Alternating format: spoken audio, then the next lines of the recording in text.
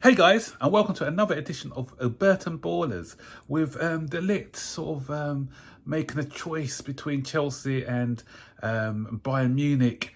I'm going to be looking at whether Koulibaly will be the better option for Chelsea.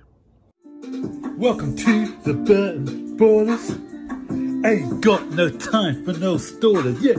We are the risers, we're not the fallers. Our channel is growing wider and taller. Yeah, we're here to give you the news about your dear beloved Blues, yeah. So if you like this YouTube channel, like, subscribe and turn on that bell. Yeah.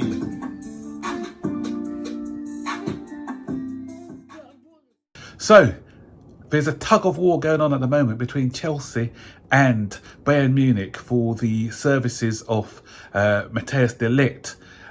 He says he wouldn't mind joining Chelsea, but he also likes the challenge at Bayern Munich. The challenge at Bayern Munich.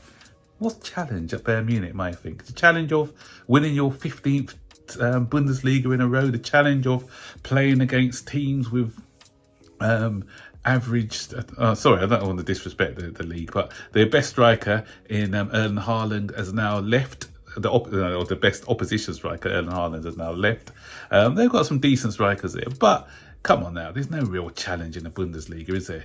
A challenge would be coming to a club like Chelsea, seeing if they can break that that stranglehold that Manchester City and Liverpool have had in challenging for the league. So that would be a better challenge, but is it one of those ones which somebody doesn't want to take up? Do we want a player in the side who's not prepared to fight for, just to challenge themselves a bit further in the Premier League, up against very good opposition?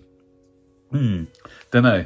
So, with him still, Matthijs de Ligt still trying to make up his mind about who he should join. Chelsea, they have to have other options just in case this deal falls through. So I'm going to weigh out the pros and cons of both him and Koulibaly. So first of all, the age. Obviously, we know that Matthijs de Ligt is 22 years of age, and Koulibaly is 31. So a lot of people thinking, yeah, he's a younger defender, so maybe with Koulibaly a bit older. But for me, I actually think that that's a plus rather than a negative, because if you look at our back line at the moment, obviously Thiago Silva, he's probably got one season left, hasn't he? Let's be honest. And he's not going to play a lot of this next season. He's going to be 39, so he's all kind of winding down. And if you look at our other options, you've got Reece James, who's still relatively young. Ben Chilwell's, 25? So, he's not... It's kind of getting up to that experience level, and there's talk about if we get someone like a Jules Koundé again, he's 23, so you're looking at a relatively young backline. Trevor Chalobah is another one who's young. If Colville stays, he's another young one. So we do need a bit of experience. So for when Thiago Silva leaves, we've got that experience at the back. So I know people are saying that de Ligt's a leader. Yeah, he can be a leader, but he's still prone to a bit of errors in his game. So what Koulibaly is, he's more polished now because he's kind of got that experience, that know-how when it comes to defending.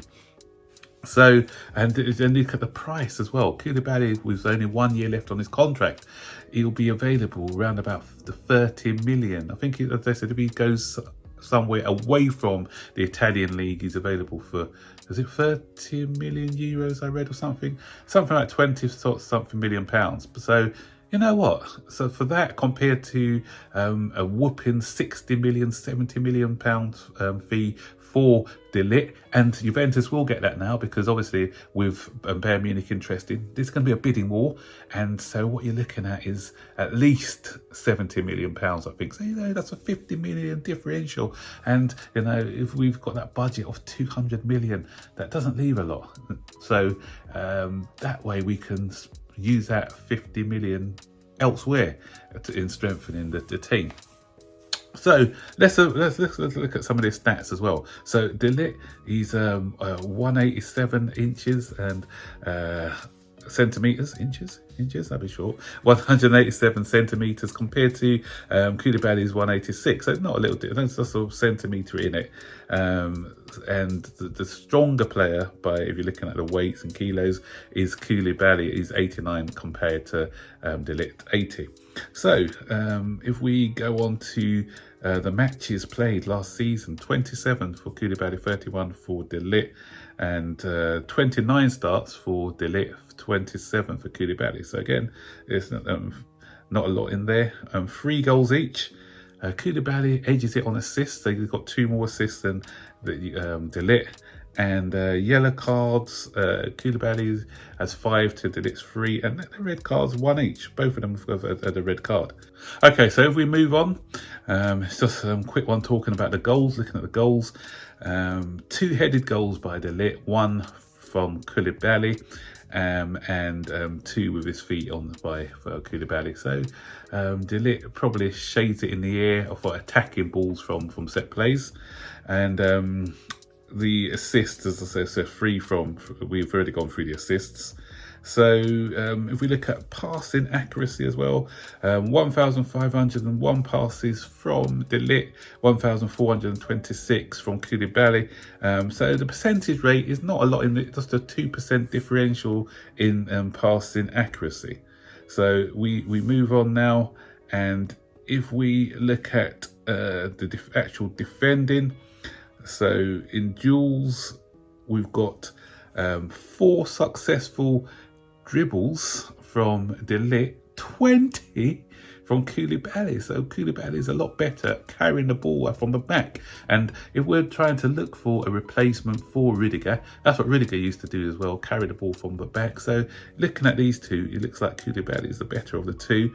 And if you look at the successful dribble rate, 67% for De Ligt and 91% for Koulibaly. So he's much better at carrying the ball from the back, as you can see. Tackles won now, 19 for De Ligt, 23 for Koulibaly. So Koulibaly edges it on that one as well. But clearances, it's the winner on that one is Mateo De Ligt, 97 clearances to 84 from Koulibaly. Interceptions, again, Koulibaly is a winner, 26 interceptions for De Ligt, 29 for Koulibaly. So for the better all-round stats, you're looking at Koulibaly. For more experience, you're looking at Koulibaly. For potential and longevity, obviously, you're looking at De Ligt on that one. But Koulibaly was always my number one target before the De Ligt rumours surfaced. So I don't mind either, but push comes to shove, I'll take Koulibaly. So if De Ligt does decide to go to Bayern Munich, then Koulibaly is not a bad alternative. So what do you guys think now? Stick your comments in the section below. If it's a choice out of De Ligt and Koulibaly, which one are you going for? And explain your reasons why.